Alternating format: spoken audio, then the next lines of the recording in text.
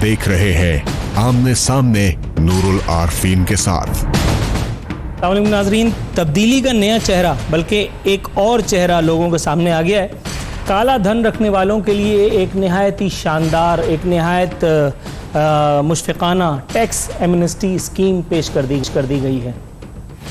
अब इधर उधर की कमाई रखने वाले 6 जून तक काला धन जायज़ बना सकेंगे। इस स्कीम से और कुछ हो या ना हो, काले धन वालों को ल्यूर किया जा सके या नहीं, लेकिन बहरहाल जो वाइट आमदनी वाले लोग हैं उनमें एक अजीब सा एहसास महरूमी दौड़ गया है। वो सोच रहे हैं, यार हमने अब तक बिला वजह ज़िंदगी बेकार की, काली कमाई कमाते, कम से कम यहाँ हुकूमत को आकर के ब्लैकमेल करने का काम तो करते। ताहम हुकूमत ये कह रही है कि स्कीम का मकसद रकम इकट्ठा करना हरगिज़ नहीं। अवाम ये कह रहे हैं हुकूमत से कोई काम कब हो पा रहा है जो वो रकम इकट्ठी कर पाएंगे। हुकूमत का ये भी कहना है कि ये रकूम मईशत की बेहतरी के लिए इस्तेमाल की जाएंगी। अवाम ये कह रहे हैं कि इस तरह की बातें सुनते सुनते 10 महीने हो गए, कोई नई बात करो। चेयरमैन FBR की नहायत मासूमाना धमकी मेरी तवज्जो अपनी जानिब मबजूल करा ली गई है। फरमा रहे हैं लोगों को प्यार से टैक्स नेट में लाएंगे, मज़ामत करने वालों के खिलाफ रियासती अथॉरिटी हरकत में आएगी। अब ये एक सोचने वाली बात है। रियासती अथॉरिटी जो है वो तो सिर्फ एक आम आदमी के सर पे जूतों की तरह पड़ रही होती है। किसी बड़े फ़िरौन के आसपास कहाँ वो नज़र आती है। फ़िरौनों को देख करके तो उस अथॉरिटी के का पित्ता पानी हो जाता है। शब्बर जैदी साहब से पूछना पड़ेगा कभी। रतोडेरो में एड्स की मजीद केसेस सामने आए हैं। मरीजों की तादाद 447 हो गई है। जैकबाबाद और ठट्टा में भी अब ये मूजी मर्ज फन फैलाने लगा है। और खुशकिस्मती से भुट्टो वालों की नींद टूट गई है। दवा मेरे ख्याल है उसमें मिलावट आ रही है शायद, वरना इतनी कच्ची नींद तो भुट्टो वाले कभी भी नहीं सोए। पीपल्स पार्टी फाइनली ख्वाब गफलत से जाग उठी है। एड्स के फैलाव पर बिलावल भुट्टो ने इन्वर्टेड कॉमास में नोटिस ले लिया। पब्लिक कह रही है इतनी जल्दी?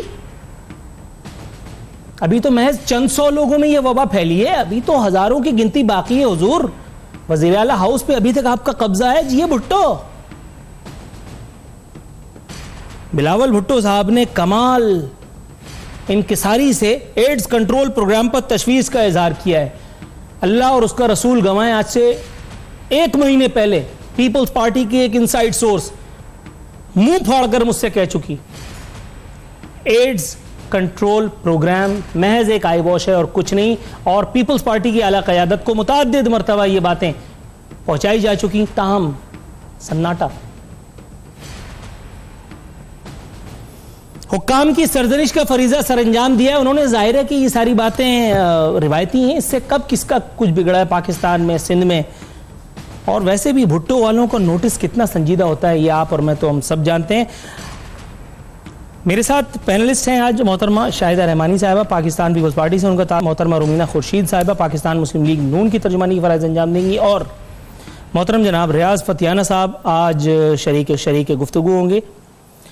टैक्स एमनेस्टी स्कीम पर हम हुकूमत का वर्जन जानने के लिए मोहतरम रियाज फतियाना साहब की जानिब रुख करते हैं। हुजूर, ये मुझे बताइएगा सबसे पहले कि ये काला धन रखने वालों के साथ ये जो कमाल मोहब्बत और शफकत बरतते हुए एक इंतहाई हातिम ताई किस्म की ये जो स्कीम आपने पेश की है, क्या वजूहात है उसकी, क्या कहना चाहेंगे हुजूर? देखिए, शुरू से ही दुनिया के किसी मुल्क में चले जाएं, 2 इकॉनमी चलती हैं। एक वाइट इकॉनमी होती है, एक ब्लैक इकॉनमी होती है।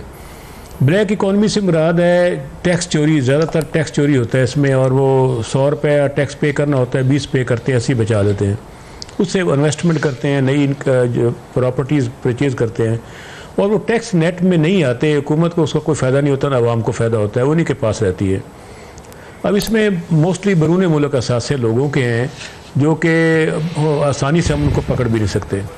तो ये एक ऐसा तरीका है जिससे दुनिया के मुख्तलिफ मुल्कों में ऐसी स्कीम्स आती रहती हैं, जिसका मकसद ये होता है कि लोगों को टैक्स नेट में लाया जाए, और इसके साथ साथ डॉक्यूमेंटेशन जो है वो बेहतर की जाए।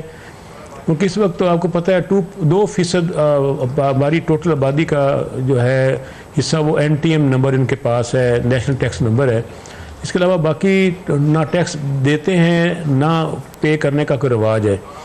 इस ज़बरदस्त पॉलिसी है, इस एमएसटी स्कीम से ये होगा कि 30 जून तक लोगों को डिक्लेयर करना होगा, अगर बैरून मुल्क असासे हैं या अंदरूनी मुल्क 4% टैक्स पे करके उसको लीगलाइज कर लेगा, उसके बाद फिर वो नेट में आ जाएगा। ये नहीं कि 4% और अगर बैरून मुल्क हैं तो 6% टैक्स देने के बाद वो सो जाएगा। फिर हमेशा हर साल उसको टैक्स रिटर्न जमा करवाना होगा, हर साल टैक्स अदा करना होगा। उस टैक्स की इनकम से मुल्क में माशी तरक्की होगी और गरीब आवाम के लिए अस्पताल, स्कूल और बाकी सहूलतें दी जा सकेंगी। तो ये वो सूरत हाल है जिस पर हुकूमत ने एक बोल्ड फैसला लिया है। और हफीज़ शेख साहब चूँकि एक टेक्नोक्रेट हैं, वो सियासतदान नहीं है और उनकी खिदमात से हमेशा फ़ायदा उठाया गया है। और शब्बर जैदी साहब जो हैं वो भी बहुत बड़ा नाम है पाकिस्तान में, और उसमें स्पेशली कॉरपोरेट सेक्टर में और टैक्स कलेक्शन में और टैक्स मामलात में इनकी जो चार्टर्ड अकाउंटेंट कंपनी है वो पाकिस्तान की नंबर 1 कंपनी है और रही है। तो मेरा ख्याल ये एक जो नई टीम आई है, इकनॉमिक टीम, इसका असर नमूदार होना शुरू हो गया है। अब देखेंगे कि 30 जून तक तो लोगों ने अप्लाई करना है, उसके बाद कुछ उनको वक्त दिया जाएगा जिसमें वो डॉक्यूमेंट पेश करेंगे और टैक्स अदा करेंगे। इससे ये होगा, हमारा टारगेट है तकरीबन 300 अरब रुपया इससे जनरेट होगा। और चूँकि हमने 700 अरब रुपया टोटल इकट्ठा करना है, बजाय 700 का 700 अवाम पे बोझ डाल दें, महंगाई करें, उन पर नए टैक्स लगाएं, तो देखा जाए तो हमने अवाम को टैक्स के बहुत वसी नफाज से बचा लिया है और कुछ उसका जो प्रेशर और दबाव है और बोझ है वो शिफ्ट कर दिया है एमनेस्टी स्कीम के ज़रिए उन लोगों पर जो सरमायादार हैं। मैं अब तक दौलत मैं अब तक आपकी गुफ्तगू सुन रहा था और मैं सोच रहा था आज के मैं फोकस करूंगा प्रोग्राम में, इधर उधर नहीं अपनी तवज्जो को जान दूंगा, लेकिन आपने जब संजीदा लतीफ़ों का सिलसिला शुरू किया तो मुझे भी प्लीज़ बहकने की इजाज़त दीजिए। आपने कहा कि हमने वसी पैमाने पर टैक्सों के नफाज से आवाम को बचा लिया है। सर, जितने आवाम से मैं मिलता हूँ रोज़ाना, वो उस दुकान से चश्मा नहीं बनवा सकते, उसका सोच भी नहीं सकते जहां से आप लोग बनवाते हैं। मैं वज़रा आज़म और सुदूर गवर्नर, मैं इन लोगों की बात कर रहा हूं। पेट में दर्द है और आप कहते हैं जा बच्चा DVD ले और फिल्म देख, गाना देखेगा तो तेरे पेट का दर्द सही हो जाएगा। यहाँ गवर्नर हाउस में आप लोगों ने लोगों को टाइम पास का एक मौका फराम किया है। कौन है मुशीर वगैरह आपके, कौन है? उनको ज़रा भिजवाएं ना, ज़रा कभी इनका चेहरा तो कराएं कि आपको इस किस्म के नादिर और नायाब नमूने दे करके और वो सामने बिठा देते स्क्रीन पर, और फिर आपको ऐसी ऐसी चीज़ों के लिए ऐसी ऐसी जस्टिफिकेशन लानी पड़ती हैं इंसानी अक्ल जिसको तस्लीम नहीं कर पाती। हुजूर, आपको मतलब ऑनेस्टली स्पीकिंग आपको अंदाज़ा होता है कि मतलब जब बात कर रहे हो वो पता नहीं इधर उधर धर्म भरम सी हो जाती है। मेरे ऐसा आदमी जो वैसे ही नॉन सीरियस है, वो अचानक उसको गुल खेलने का मौका मिलता है, क्या कहेंगे सर मुख्तसर?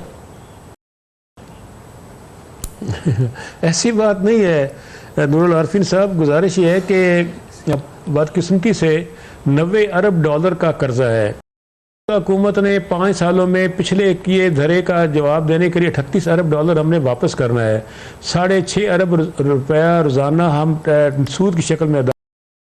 तो जिस तरीके से मुल्क की मैशत को कि सोचे समझे मनसूबे के तहत डबोया गया, आप 2016 में एशियन डेवलपमेंट बैंक की रिपोर्ट पढ़ लें। उन्होंने कहा था कि इस तरीके से इंफ्रास्ट्रक्चर डेवलपमेंट पे ओवर स्पेंडिंग हो रही है, इसके नतीजे मुल्क की मैशत बैठ जाएगी, लेकिन किसी ने इसका नोटिस नहीं लिया।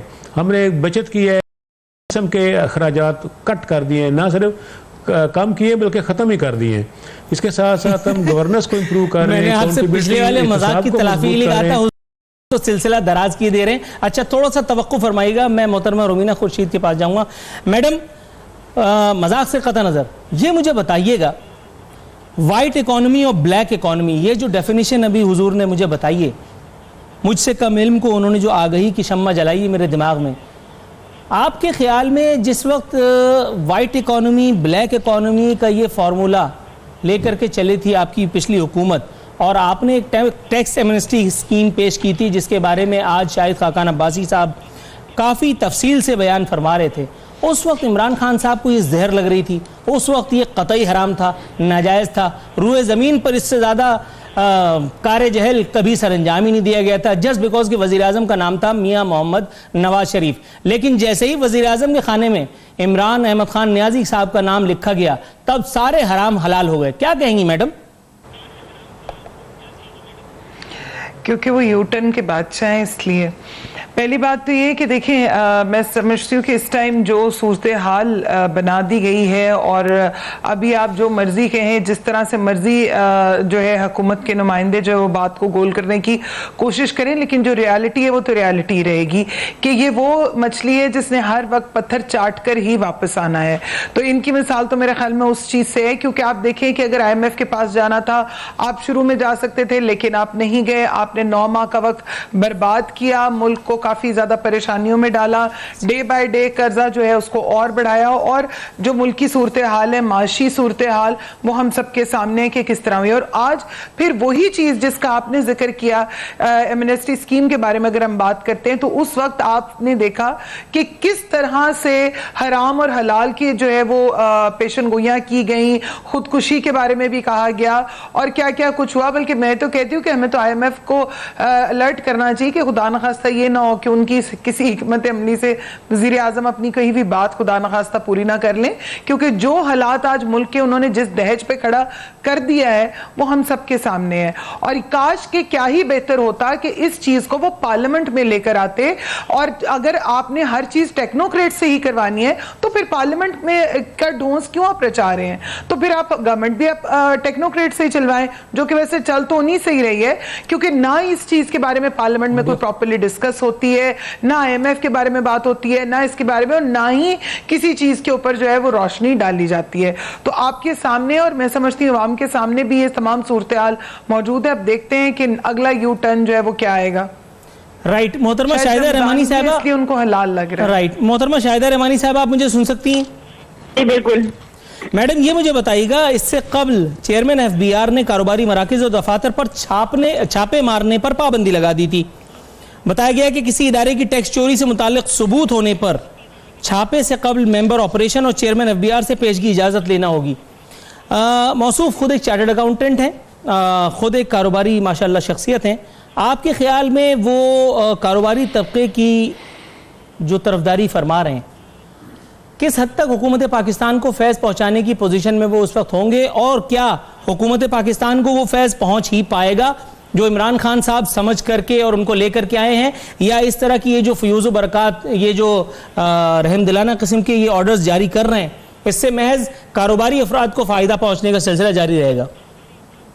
बहुत शुक्रिया आरफीन। देखिए, सबसे पहली चीज ये है कि हर शख्स की एक सेल्फ रिस्पेक्ट होती है, और सेल्फ रिस्पेक्ट खासतौर पे आप देखें जो कारोबारी शख्स है वो आपसे कुछ नहीं मांग रहा, वो आपके इन्वेस्ट कर रहा है, यहाँ पे मुलाजमतों के मौके फराहम करता है। अगर एक कारखाना लगता है, अगर उसको तो दुनिया भर में जहाँ टैक्स देने वाले हैं उनको तो ज्यादा से ज्यादा रिस्पेक्ट और मराहत दी जाती है, लेकिन यहाँ पर बड़ी बदकिस्मती ये है कि आप ये देखें कि इन्होंने जो कुछ कल कहा उसको इन्होंने यू टर्न का नाम दे, मैं उसको झूठ और फरेब का नाम दूंगी कि आवाम को धोखा देने के लिए, सिर्फ इख्तिदार की हवीस के लिए, इख्तिदार हासिल करने के लिए वो तमाम हथकंडे के IMF के मैं जाने से पहले खुदकशी कर लूंगा, कशकोल तोड़ दूंगा मैं, और किसी ऐसे शख्स को जो कि पाकिस्तान, आप देखें कि किस तरीके से इनको लाकर जो है यहाँ पर बैठाया गया है, चाहे FBR के सरबराह हो, चाहे स्टेट बैंक का सरबराह, ये सब कुछ जो किया जा रहा है, ये पाकिस्तान मजीद तजुर्बात और फिर इस तरह की धमकियां। कल तक आप कहते थे कि जी पैसे हुंडी से भेजे जाए,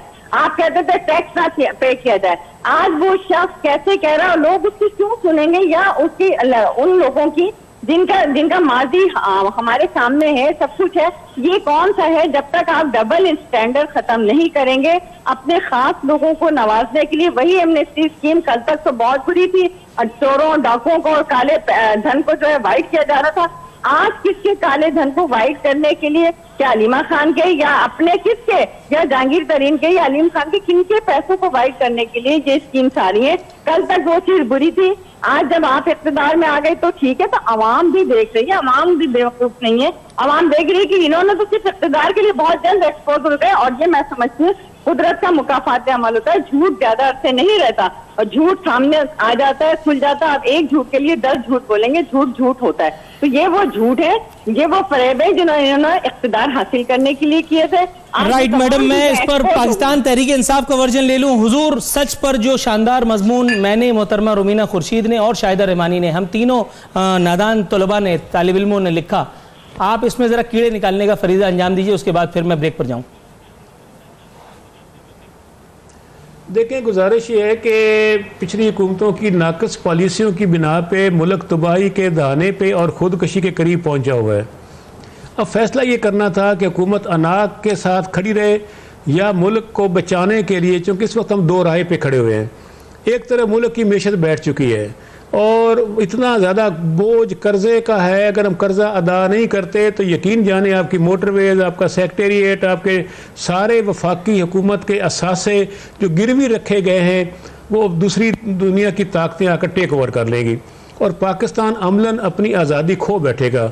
हमारे सामने दो रस्ते हैं, या तो पाकिस्तान को हम आज़ाद रखने में, यहाँ अवाम को की इंडिपेंडेंस को कामयाब करने के लिए कोशिश करें, या फिर इन्हीं की तरह और गलत पॉलिसियों के साथ मुल्क को तबाह कर देता। हमने फैसला किया अना का मसला नहीं बनाना, हमें ठोस फैसले करने हैं। इसके लिए IMF 21 की क़यादत में हमारी इस वक्त इकोनॉमिक टीम है, बेहतरीन टीम है। जनाब इमरान खान की सर आपकी ऑडियो में थोड़ा सा प्रॉब्लम आ रहा है, जरा थोड़ा सा तवक्को फरमाइएगा। नाज़रीन, कुछ तकनीकी खराबी है, उसके लिए हम आपसे माज़रत ख्वाह हैं। ताहम यहाँ वक्त हुआ है कमर्शियल ब्रेक का, ब्रेक से वापस आएंगे इंशाअल्लाह ताला तो गुफ्तगू को मज़ीद आगे बढ़ाएंगे।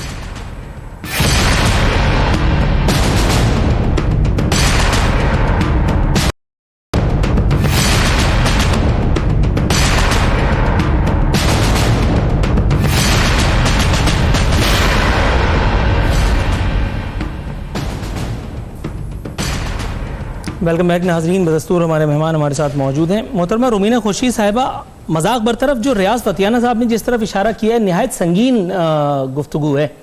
ये मुझे बताइएगा madam, and please be very honest, ये मोटरवेज गिरवी रखने, ये पाकिस्तान की कौमी इमारत को गिरवी रखने का जो सिलसिला, ये जो बात कर रहे हैं, ये सिलसिला शुरू हुआ तो क्यों हुआ, इसकी ज़रूरत क्यों पेश आई? मोटरवेज बनवाने का काम तो आप गिनवाते हैं, मोटरवेज गिरवी रखने की बात आप गोल कर जाते हैं, क्यों?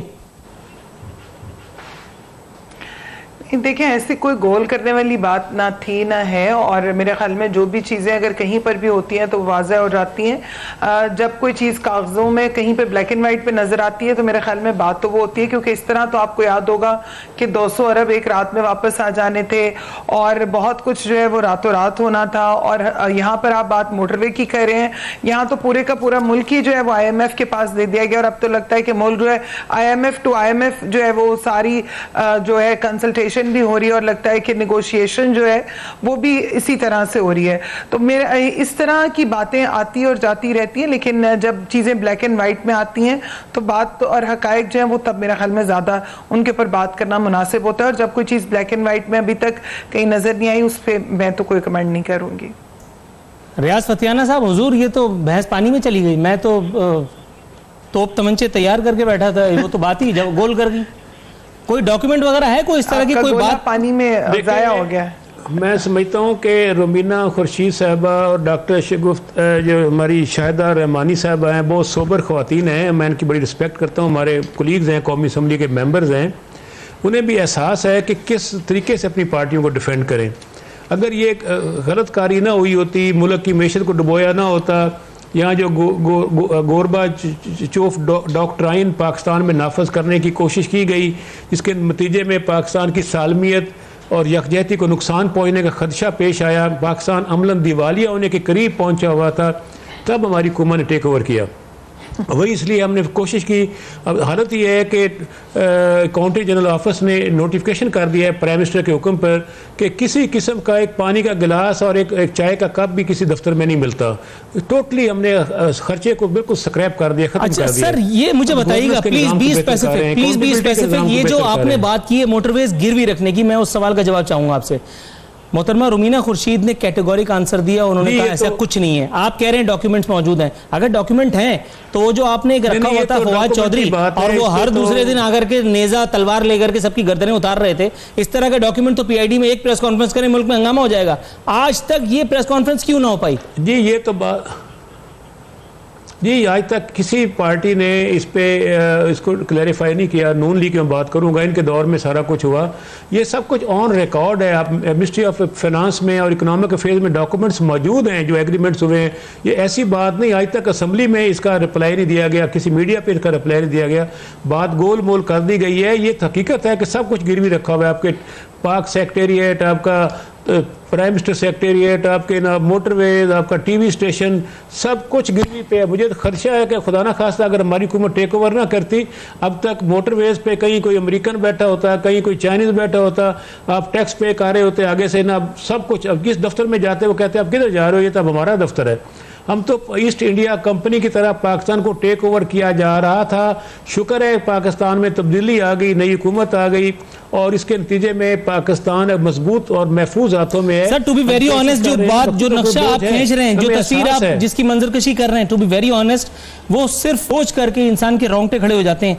डॉक्टर शाहिदा रहमानी के पास जाऊंगा, उनसे जानना चाहूंगा कि मैडम आप भी माशाल्लाह एक तवील अरसे से मेंबर नेशनल असेंबली हैं, आपकी नॉलेज में इस किस्म की कोई बात मौजूद है?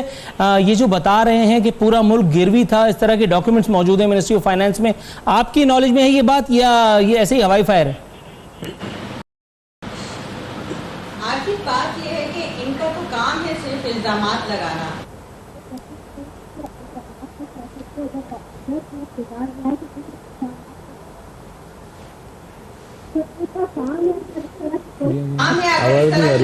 होती तो ये फैक्ट के साथ ये अब तक प्रेस कॉन्फ्रेंसेस कर चुके होते, ये अपने काम कर चुके होते, नैब इस पे इंक्वायरी कर रहा होता। मैडम थोड़ा सा तवक्कुफ कीजिएगा, यहाँ जरा तकनीकी मसाइल शिद्दत अख्तियार कर रहे हैं। शाहिदा रहमानी साहब थोड़ा सा तवक्कुफ फरमाइएगा। मैडम सॉरी फॉर इनकन्वीनियंस, कुछ टेक्निकल प्रॉब्लम है, आपकी आवाज़ मुझे साफ सुनाई नहीं दे रही है।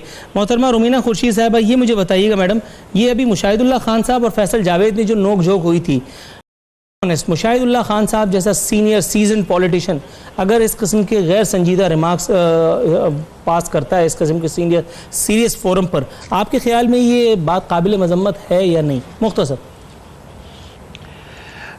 देखिए, बात यह है कि जहाँ पर अगर आप बात करते हैं कि कोई एक्शन होता है तो फिर उसका रिएक्शन भी होता है, और अगर आप अपने से बड़ों का अदब नहीं करेंगे तो फिर जाहिर है कि कब तक कोई बर्दाश्त करेगा। और मेरे ख्याल में बड़ी माजरत के साथ सब तो खैर एक जैसे नहीं होते, लेकिन कुछ लोगों को पीटीआई में लगता है या कि इस तरह की गुफ्तगू करने से जो है वो उनका शायद मोराल बहुत हाई होता है या उनकी पॉइंट स्कोरिंग बहुत, तो फिर जब इस किस्म की मुसलसल गुफ्तगू, चाहे वो पार्लियामेंट हो चाहे वो सेनेट हो, वहां पर अगर आप मुसलसल किसी को निशाना बनाएंगे तो फिर आपको जवाब तो उसका right ma'am, got your point. मुझे शाहिदा रहमानी साहब का लिंक आ गया। मैडम मैं आपसे ये जा रहा था कि रियाज फतियाना साहब ने जो नक्शा खींचा है वो देख करके, वो सुन करके कलेजा मुंह को आने लगता है। मैं आपसे आपके तजुर्बे की रोशनी में जानना चाहूंगा कि रियाज फतियाना साहब की इन दावों में कितनी सदाकत है कि हमारा आधा मुल्क गिरवी रखा था, और अगर तहरीक इंसाफ की ये नौमौलूद हुकूमत इख्तिदार में ना आई होती तो कहीं कोई गोरा बैठा होता, कहीं कोई काला। क्या कहेंगी मैडम?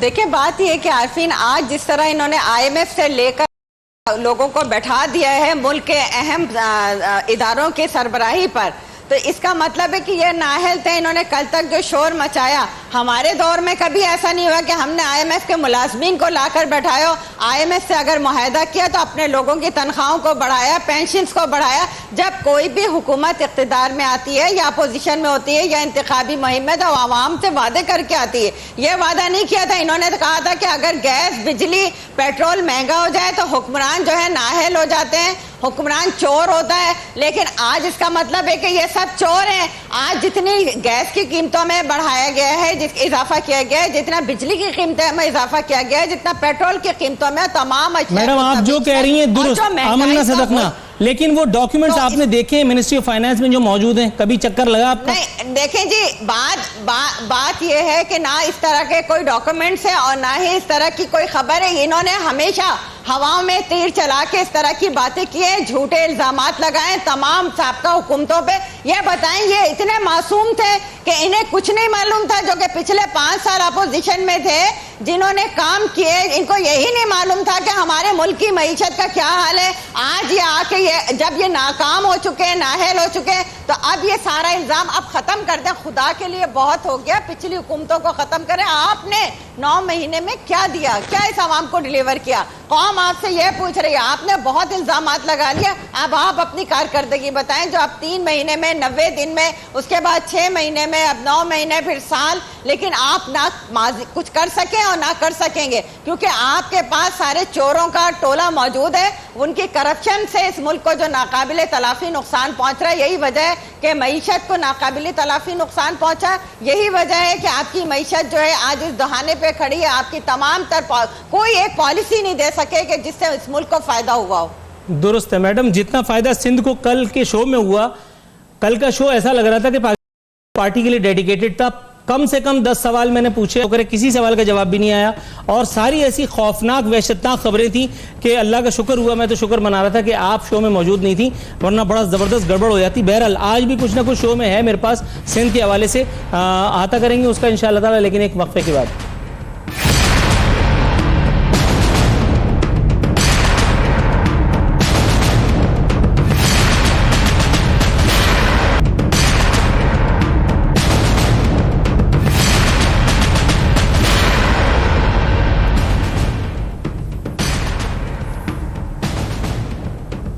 वेलकम बैक नाजरीन। रियाज फतियाना साहब जॉन इलिया याद आ गए। जो देखता हूं वही बोलने का आदी हूं, मैं अपने शहर का सबसे बड़ा फसादी हूं। हुजूर, इमरान खान साहब को एक नया स्पीच राइटर नहीं मिल रहा, वही घिसी पिटी तकरीर। मतलब मैं बोर हो गया, वो करते करते नहीं बोर हुए। सुनिए, मुल्क कर्जों में डूबा हुआ है, बहुत मसाइल हैं, परेशान होने की जरूरत नहीं, हर कौम पर मुश्किल वक्त आता है, हालात मामूल पर आ जाएंगे। मतलब गजब खुदा का। सर क्या कहेंगे? देखें नूरुल आरफीन साहब, गुजारिश ये है कि चूँकि दाएं बाएं आगे पीछे जब हर तरफ देखें कि मुल्क कर्ज़ों में डूबा हुआ है, महंगाई बहुत ज़्यादा है, करप्शन बहुत ज़्यादा है, उनको मिनिमाइज़ करने के लिए हुकूमत इक़दाम कर रही है, तो आवाम को ज़हनी तौर पर वो तैयार कर रहे हैं ताकि वो एक मुश्किल वक्त के लिए तैयार हो जाएँ। क्योंकि दो रास्ते हैं, एक तो हम थोड़ा सा महंगाई का बोझ लाद के मुल्क बचा लें और उसके बाद पाकिस्तान को राइट डायरेक्शन पे चलाएं और यहाँ की सुपर इकोनॉमिक ताकत बनाएं, क्योंकि वो अच्छी गवर्नेंस के साथ। सर जनरल नॉलेज का एक सवाल आपसे पूछना चाह रहा हूँ इसी ज़िम्मे। सियासी इस्तेकाम, अगर मैदा अपसेट हो, मैं अस्पताल में जाऊं, डॉक्टर ड्रिप अपने हाथ में लिए मुझे डराता रहे, देखो तुम्हारा मैदा अपसेट हो चुका है, तुम्हें मलकुल मौत आके ले भी जा सकते हैं, वीजा भी मिल सकता है। अगर वो मुझे 5.5 साल तक यही लोरी देता रहेगा तो मैं तो शान से मर जाऊंगा ना दाएं से। उससे बोलो भाई कि मुझे ड्रिप लगाए। ये जब तक आप ये कलिमात से निकल करके 2-3 गर्दन नहीं मारेंगे, 2-4 लोगों को फांसी नहीं देंगे, 2-4 लोगों से। आप मुझे एक बात बताइए, आप कहते हैं कि जी जरदारी साहब ने पैसा लिया, आप कहते हैं नवाज शरीफ ने पैसा लिया, और साथ में खबरें ये आ रही हैं कि बिलावल को आज नैब ने बुला लिया, आसिफ जरदारी को कल नैब ने बुला लिया। मुझे तो ये लग रहा है कि सजा उनकी ये तय पाई है कि इनका पेट्रोल जलवाते रहो रोजाना 2000 रुपए का, और यही इसी तरीके से उनसे जो है ना मुल्क की खजाना वापस लिया जाएगा। ये किस किस्म की सजा है हुजूर? देखें, गुजारिश ये है कि नैब, FIA, अदालतें हमारे कंट्रोल में नहीं है, ना हम कंट्रोल करना चाहते हैं। हम पाकिस्तान के इदारों को खुद मुख्तार करना चाहते हैं, अपने पाँव पे खड़ा करना चाहते हैं, हमें सियासी मदाखलत ख़त्म करना चाहते हैं। हम उन्हें कहना चाहते हैं फ्री हैंड है, वो भले से किसी पार्टी में, ब्यूरोक्रेसी में, बिजनेस कम्युनिटी में, जहाँ भी कोई करप्ट है उसको पर हाथ डालें, हमारा इसमें कोई लेन देन नहीं है ना। हम हाँ ये ज़रूर है क्योंकि अवाम का मैंडेट है, हुकूमत चाहती है कि इदारे मौसर अपना किरदार सार अंजाम दें और मेरिट पर बिल्कुल मुनसिफाना शफाफाना एहतसाब होना चाहिए। किसी के खिलाफ इंतकामी कार्रवाई नहीं होनी चाहिए, किसी की तज़हीक नहीं होनी चाहिए, हर तरह का इंसाफ होना चाहिए, कोई इदारा ओवर डूइंग ना करे, हम ये भी चाहते हैं। लेकिन इसके साथ साथ आपने देखा होगा अभी जो FBR की तरफ से खौफ व हरास की तलवार हटाई गई है बिज़नेस कम्युनिटी से और उन पर एतमाद किया गया है, उनको एक मौका दिया गया है कि वो इस मौके से फ़ायदा उठाएं, हुकूमत के दस्ते शफ़क़त से फ़ायदा उठाएं, टैक्स पे करें, फिनंशियल डिसिप्लिन कायम करें, अपने वर्कर्स की तनख्वाहों में इजाफा करें और ख़ास तौर पर पाकिस्तान को जामद माशी पहिया। दुरुस्त है हुजूर, जरा थोड़ा मैं जरा पीपल्स पार्टी का वर्जन ले लूं। एक और अहम खबर है मोहतरमा, ये मुझे बताइएगा, एक खबर है रतो डेरो एड्स के मजीद 53 केसेस सामने आ गए, तादाद 447। जैकबाबाद ठट्टा में भी मर्ज फैलने लगा। रोज इस हवाले से खबरें आ रही हैं, रोज कम से कम सैकड़ों की तादाद में मरीज सामने आ रहे हैं। अब उसके बाद जरा लतीफा मुलाहिजा हो, लाड़काना में एड्स पर बिलावल का नोटिस, मुतल्लिका हुक्काम की सख्त सरजनिश, एड्स कंट्रोल प्रोग्राम की कारकर्दगी पर इजहार तशवीश। आपके ख्याल में हक अदा हो गया हुक्मरानी का? जिंदा है भुट्टो, जिंदा है वो तो ठीक है, लेकिन वो जो गरीब जो भुट्टो को वोट डालता है उसका भी तो कुछ थोड़ा सा हक बनता है ना, उसको उसका हक दे दीजिए। क्या मांग रहा है बेचारा? एक तो आरफीन, जब आप ये कहते हैं ना जिंदा है भुट्टो, मैं मानता हूं इसलिए कहता हूं मैडम। या नहीं पढ़ा आपने कि जो अल्लाह की जो नाहक शहीद किए जाते हैं, जो मारे जाते हैं उनको शहीद को, और वो जिंदा रहता है शहीद। मैं तो मानता हूँ भुट्टो इसलिए जिंदा है। सबसे पहले तो मैं आपको बता रही ना जिस अंदाज से आप बात करते हैं। उसके बाद बात रही कि सिंध के अंदर जो केस आए हैं इंतहाई अफसोसनाक हैं। इसके ऊपर सिंध हुकूमत काम कर रही है, और अगर काम कर रही है तो वो चीज़ें निकल कर आ रही है, टेस्ट हो रहे हैं, स्क्रीनिंग हो रही है, ब्लड जो जाली ब्लड स्कैनिंग करते हैं उनके खिलाफ कार्रवाई हो रही है। असल चीज़ ये है कि आपको पता है बहुत सी जगह हमारे यहाँ जो डॉक्टर्स अपने पेशे से गफलत करते हैं, सिरिंज एक शख्स की दूसरे को लगा दी जाती है, तो यहाँ अवेयरनेस ना होने से या नाई या दीगर जो इंस्ट्रूमेंट होते हैं वो एक मरीज से दूसरे को होते हैं, ये सारी चीज़ें हैं। लेकिन ये सिंध हुकूमत अगर काम कर रही थी तो ये मरीज भी निकल के आ रहे हैं, उनके टेस्ट भी प्रॉपर हो रहे हैं, कैंप भी लग रहे हैं। सिंध हुकूमत को जैसे ही ये तमाम चीज़ों का पता चला, पूरी हुकूमत जो है वो वहाँ पे काम कर रही है, वहाँ की मशीनरी महकमा सेहत मुस्तकिल जाफिशानी के साथ काम कर रहा है। बिल्कुल चेयरमैन साहब का वो हल्का है, वो उसके अंदर गए, उन्होंने जो उनका काम था, फर्ज था, वो किया। जब ये काम करेंगे तो इस मर्ज से हम लड़ भी सकते हैं, इससे निपट भी सकते हैं, इससे दूर भी कर सकते हैं। असल चीज ये है कि जहाँ काम ही नहीं हो रहा वहाँ पता ही नहीं कि कितने लोग जो है वो एड्स और दीगर बीमारियां लेके चल रहे हैं। मैडम आप खुद भी डॉक्टर हैं माशाल्लाह, मैं तो खैर किसी हकीम से भी वाकिफ नहीं हूँ। एड्स और बिल्ली में कोई फर्क है, या एड्स को भप भप करेंगे तो वो भाग जाएगा, या उसके लिए आपने कोई बहुत जबरदस्त किस्म के मेडिकल इंस्टीट्यूशन बना रखे हैं? यहाँ तो हाल ये है कि आपके वजीरों के दांत में दर्द होता है तो दुबई जाते हैं। आसिफ अली जरदारी साहब जब सदर मुमलिकत थे, अपने दांत के मामले के लिए वो लंदन तक गए, ये तो मैंने देखा है। आसिम हुसैन को जिना अस्पताल में पनाह उस वक्त चाहिए थी जिस वक्त उनकी कमरिया जो है थोड़ी सी लचक गई थी, उसमें हाथ में उनके राशा आ गया था, सामने उनको मलकुल मौत नजर आ रहा था। लेकिन जैसे ही मामला ठीक हुए वो आराम से जो है ना उठ करके बैठ भी गए। उसके बाद शर्जील मेमन के भी बहुत सारे मामला हैं। जरा थोड़ा सा जस्टिफिकेशन मैडम कुछ तो कहिए।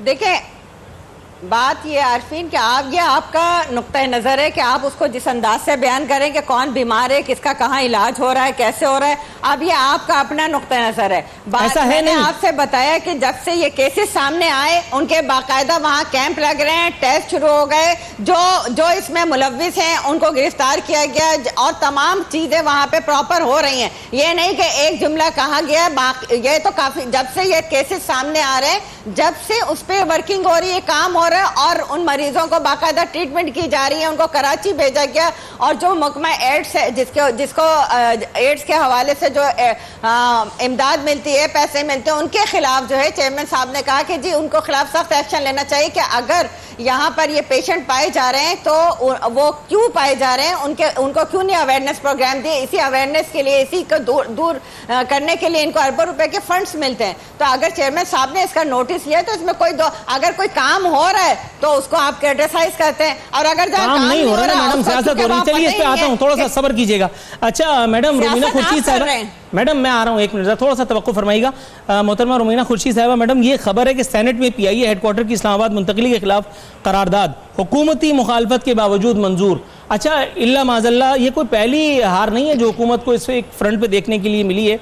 और उसके बाद जो बात की जा रही है वो भी ठीक है कि state bank, national bank of Pakistan, PIDC CAA का हेडक्वार्टर भी कराची में है, वो भी अगर कराची से मुंतकिल कर दिया जाए तो शायद ये इदारे भी जो हैं वो अपने पैरों पर खड़े हो जाएंगे, बल्कि जॉगिंग करते हुए कहीं किसी पार्क में भी निकल जाएंगे। आपके ख्याल में क्या यही वो वाली बात जो है 100 किस्म के झगड़ों से बचा लेती है मुझको, हर बात से ये साफ मुकर जाने की आदत, यही एटीट्यूड हमें अपनाना चाहिए, ये आगे बढ़ करके भी कोई काम हो सकता है? बिल्कुल आगे बढ़ के काम हो सकता है और बेहतरी की गुंजाइश मौजूद होती है। लेकिन इस टाइम जहां तक इदारों के इधर उधर करने का सवाल है तो हमें तो समझ नहीं आता है, क्योंकि हमें तो अभी तक जो करंटली सिचुएशन नजर आ रही है उसमें यही आता है कि जैसे नौमौलूद लोगों के हाथों में, नौमौलूद तजर्बाकार, तजर्बे की सेंस में मैं कह रही हूँ, पता चले आपके शायद बच्चों की बात कर रही हूँ, तो ये जिस किस्म के तजर्बा पाकिस्तान को जहाँ तजर्बा का बना लिया गया है वो चीज़ बहुत तकलीफदेह है। और इस तरह से मैं समझती हूँ कि मुल्क नहीं चला करते, they have to bring their best. और अफसोस की की बात तो है कि उनको अपनी टीम पर भी जो है वो कोई भरोसा लगता नहीं है कि है। लेकिन बाकी अब देखते हैं क्या होता है। और बाकी अभी तो जैसे पार्लियामेंट का फोरम है, पार्लियामेंट के फोरम में या इन जगहों पर इन बातों को, इन चीज़ों को आना चाहिए। लेकिन बड़े अफसोस के साथ मैं दोबारा से यही बात कहूँगी कि अभी तक ऐसा कुछ भी नहीं हो सका। और हम लोग उम्मीद ही कर सकते हैं कि जितनी जो इनकी नाकस मैं समझती हूँ कि तरीकाकार चल रहे हैं और जिस तरह गरीब जो है वो गरीब से गरीब तर होता जा रहा है और जो मिडिल क्लास है वो तो बिल्कुल ही पिसती चली जा रही है, बल्कि तमाम लोग, क्योंकि अखराजात का जहाँ तक खमियाजा है वो इतना ज़्यादा है और इनकम तो आपकी वही है। तो इसी तरह खुदा ना करे कि इदारों का हाल भी वही हो जिनको शायद बहुत तेज़ी के साथ संभालने की कोशिश की जा रही है। राइट, रियाज फतियाना साहब, हुजूर ये मुझे बताइएगा, ये पीआईए के मर्ज का जो इलाज आपने तजवीज़ किया कि इसका हेडक्वार्टर चांद पे ले जाएं, तो आपके ख्याल में इससे मरीज जी उठेगा या कुछ और है जो आप कर सकते थे लेकिन नहीं कर पा रहे या आपकी तवज्जो नहीं गई?